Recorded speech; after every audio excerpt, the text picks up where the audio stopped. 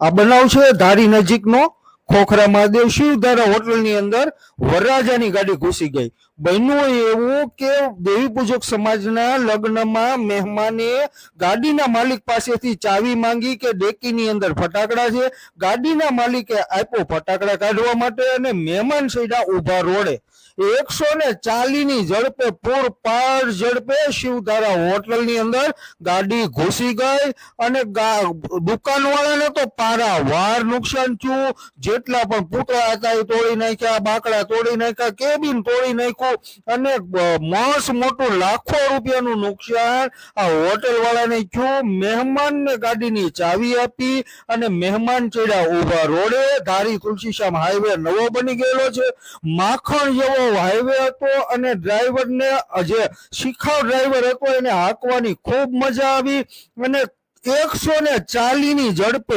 ગાડી ઘૂસી ઉડતી હોટલની અંદર ટોટલ લોસ ગાડી કરી નાખી ગાડીના માલિકની અને હોટલ વાળાને મસ્ત મોટું નુકસાન. આજે ધારી નજીક આવેલા ખોખરા મહાદેવ ગામની આ ઘટના છે અને દેવી પૂજક સમાજના આમ જોઈએ ને તો વરઘોડા તો ઘણા વખણાય છે, પણ આજે તો વરઘોડામાં આવેલા મહેમાને ગાડીના માલિક પાસેથી ગાડી માંગી લીધી અને ઉપડ્યો ધારી તુલસીશ્યામ હાઈવે ઉપર અને ઉડતી